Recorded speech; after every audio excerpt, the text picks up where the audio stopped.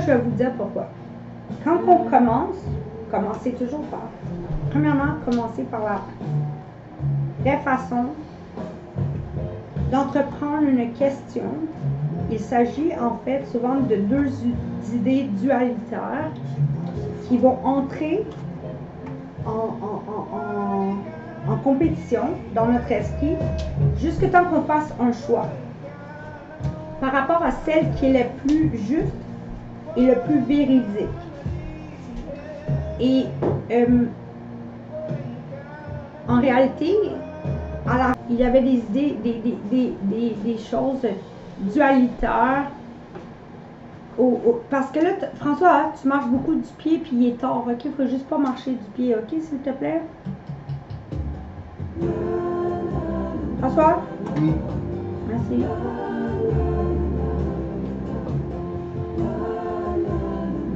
J'essaie de me concentrer, mais je sais pas évident.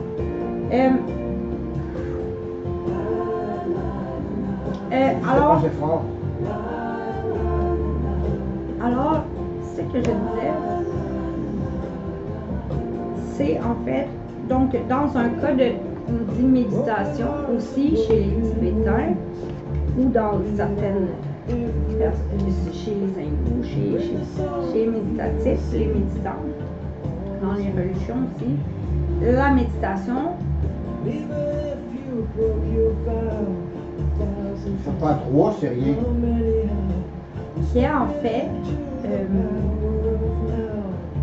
seulement la première étape pour se remplir d'un sentiment. On peut méditer, et c'est-à-dire porter son attention sur. Et là, lorsqu'on porte son attention, on peut faire culminer un sentiment. On peut chercher à se nourrir d'un sentiment supérieur. Et ça, c'est une forme de méditation. Mais une autre façon de percevoir la méditation, il s'agit de faire un moment de silence dans notre esprit qui serait la base.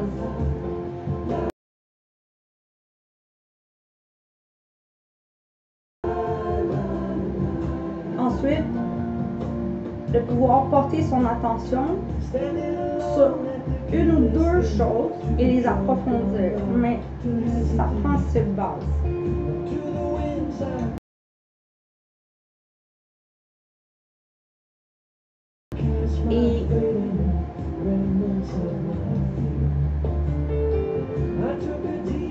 Et donc,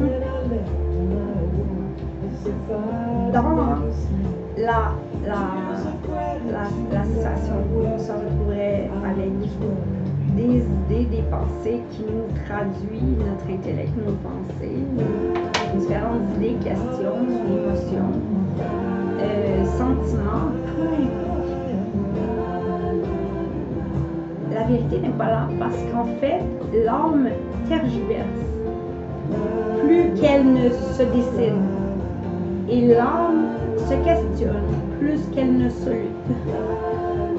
Et donc, si nous étions vraiment en réalité, si ces pensées, ces choses, ces personnes, cette situation serait vraiment une réalité susceptible d'être la réalité véridique. Elle serait plutôt une espèce de tentative d'expression. Et donc, elle ne saurait être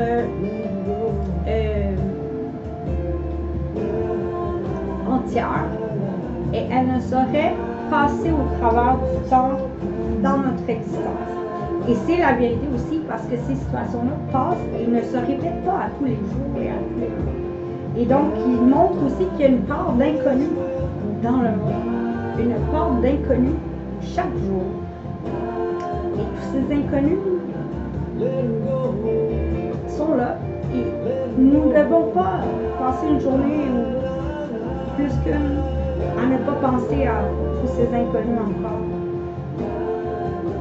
Qui font partie du monde dans lequel nous nous avons la chance de pouvoir participer.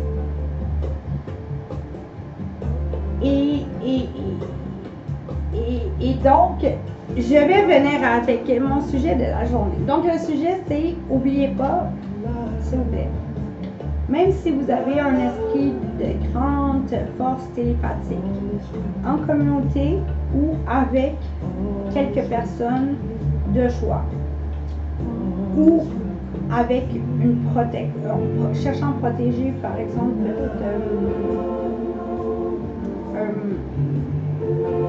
votre intimité dans une relation spéciale. Mais en fait, il est important également de pouvoir communiquer aussi par le langage non verbal, en présence physique, et vérifier le niveau d'échange sensible par le regard, par un échange visuel, et cela dans une distance aussi de contact ou de non-contact, mais d'un sentiment plus global, et de vérifier avec l'autre. C'est important de vérifier si vraiment, ou peut-être, il aurait une autre perception que soi, et d'échanger à ce sujet peut être important. Et donc, ici, sur un sujet devant exprimer des sentiments profonds, également nécessite, parce que là on parle d'un échange de sentiments. Donc dans les échanges de sentiments, c'est nécessaire une présence aussi, pas nécessairement parce que Dieu nous communique ses sentiments par la magie de sa présence en tout, et surtout dans les lieux où les images qui lui sont consacrées, mais ou au nom, ou à son nom, mais toujours en lien à au moins un support matériel. Donc, rien n'est qu'esprit, rien n'est qu'esprit, rien n'est que parole. Et il y a un deuxième test ici à faire. Si vous avez beaucoup de verbiage, de personnes qui sont en fait votre traduction mentale, parce que votre traduction, en fait, vous êtes l'émetteur des idées qui se verbalisent ensuite. Ça, c'est parce que vous êtes déphasé. Parce que, en fait, ce qui se passe, c'est que normalement, les activités de la vie utilisent beaucoup de notre cerveau, plus que les scientifiques nous le disent. Parce qu'en fait, on vit multiples connexions électriques. Parce que nous, par exemple, prévoyons, nous avons une pensée dans le futur, anticipation du futur. Nous repensons au passé, à certaines choses à ne pas faire, certaines choses que nous aimerions. Nous nous mettons en activité, nous envoyons des commandes dans nos membres. Nous donnons aussi des moments de détente au travers de tout ça, puis la concentration, de savourer les instants présents. Mais en étant en fait plus en lien avec le monde de la matière et de l'instant présent, et en faisant, et aussi en éliminant aussi, parfois il faut savoir mettre ces problèmes de côté qui nous, puis merci mon Dieu qu'on ait la chance de pouvoir le faire par se mettre au service des autres. Parfois c'est la seule solution, ou en faisant notre devoir quotidien du mieux qu'on peut. Et à ce moment-là, ça nous aide à nous mettre en dehors de nos propres problèmes qui sinon deviennent immenses.